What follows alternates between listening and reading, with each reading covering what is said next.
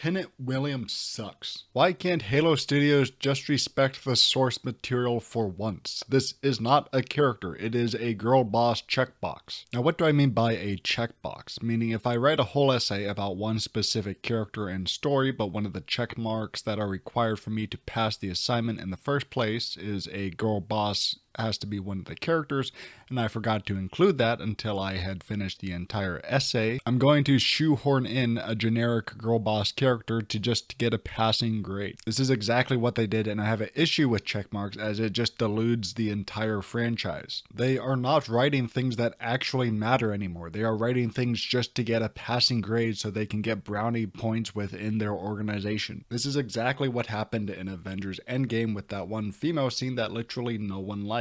This lady removes her helmet because she has to show that she's a woman. Why is it that every female hero on the battlefield converge on this one location? You're telling me there's not one other character that will also converge to save Peter Parker. It breaks the movie's pacing entirely just to showcase the power of the female characters. Because it breaks the pacing of the movie. It is unrealistic to take your helmet off for no reason during a battlefield. And it is unrealistic to have every single female hero on the battlefield converge on this one location at the same time. This scene adds no value to the franchise. The entire purpose of this is just to have the female characters aura farm because they're girl bosses. This scene ultimately just makes the females look worse. You need to break the entire pacing of the movie just to show off how powerful your female characters are. Meaning instead of writing the characters into the fight organically, you are forcing them all to be in this one specific area to showcase how powerful they are. And first off, Mantis is here, and when I think of Mantis, I don't really think of her as a fighter. She's not a fighting type, and she does nothing in this scene after this aura farm moment. Why is she even here on the front line? She is not a frontline fighter. She is not here to help the fight. She is here to check the checkbox. Checkbox adds no value to the story and is just a throwaway character that is poorly written. Now, regardless of your opinion of Lieutenant Williams, the writing in general for these new missions just suck in general. And not just for Williams, but the entire cast. It is like they do not know how to write these iconic characters anymore. I'm going to show some clips of just somehow absolutely terrible the writing is in some of these cutscenes.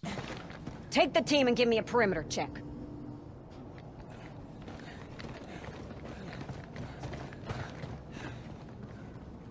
You don't seem as impressed as the rest of your crew. No, Sergeant Major, I'm not. Takes more than fancy armor and a good PR campaign to impress me. Chief, let's get to the bridge. Affirmative. Exit should be this way. Why was Chief written like he just got Jedi mind tricked? Like the Jedi was like, take me to your exit, and Chief was like, affirmative, the exit should be this way. A better line of dialogue for Chief here, and I'm not a writer or anything, but if I'm a super soldier and meant to mainly be quiet like he was through Halo CE till Halo 3, just to mainly be a blank canvas for the player to project themselves onto, a much better response to Johnson here is just the word right in the coolest way possible. I'm not going to say affirmative, the exit should be this way without moving a foot. Johnson already knows where the exit is. He is currently walking towards the exit. Chief is now behind him and he says the exit should be this way without moving a muscle. If Chief just said right, then it actually would have made more sense considering the fact Chief did not immediately start moving as soon as he said the exit should be this way. If I said the exit should be this way, I would already be moving and having them follow me and not me following them. And then back to this scene with Williams, this scene here just sucks in general.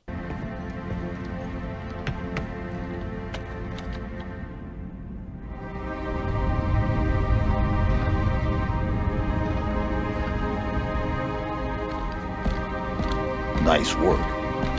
Thanks.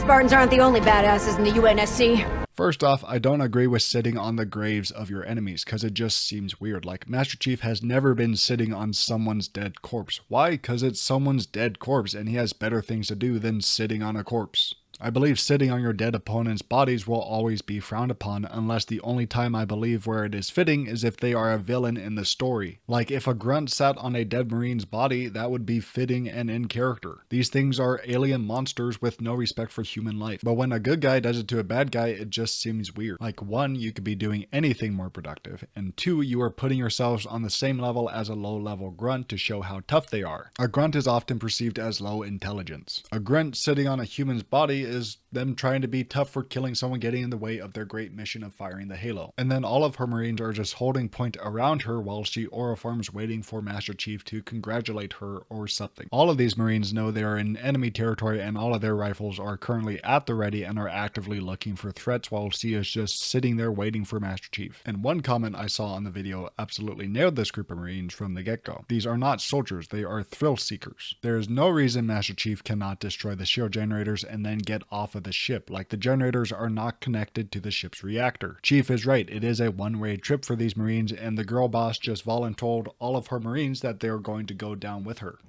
So, take out the generators.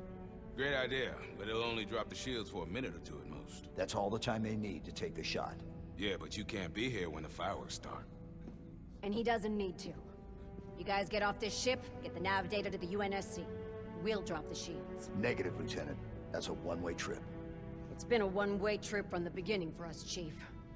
At least now we get to go out on our own terms. That wasn't the mission. Missions change, Chief. Always do. Now we're giving these Marines a chance to punch back. Damn right. Chief, I gotta do this. It would haunt me every day to know we let this nightmare factory survive. And I'll be damned if I let a Spartan steal the glory on this one. That's our cue, Chief. A well-written character would not want her soldiers to die. She would try and do the shield generator herself even if she died in the process. Like, Chief escaped an entire exploding Halo ring. You think he can't escape a ship that hasn't even been fired on yet after he took down the generators? Like, Halo Studios failed to realize this is the Chief. You know, Chief, the guy who rearmed a nuclear fusion bomb inside a ship he was still currently inside of, and you're telling me Chief can't deal with a shield generator and then dip. If this is the level of writing we are getting for the next Halo games, I don't want any more Halo games. Because writing like this is just diluting the franchise as a whole. Because this writing just reeks of like, he's right behind me, isn't he? Like, I hate this type of character because it is just a check mark for a check box. It is not a real character. You're not actively trying to write a good female character with a strong role that people actually care about. You are shoehorning in a female girl boss for brownie points within your organization. But yeah, I've been Konu with Rest in IP.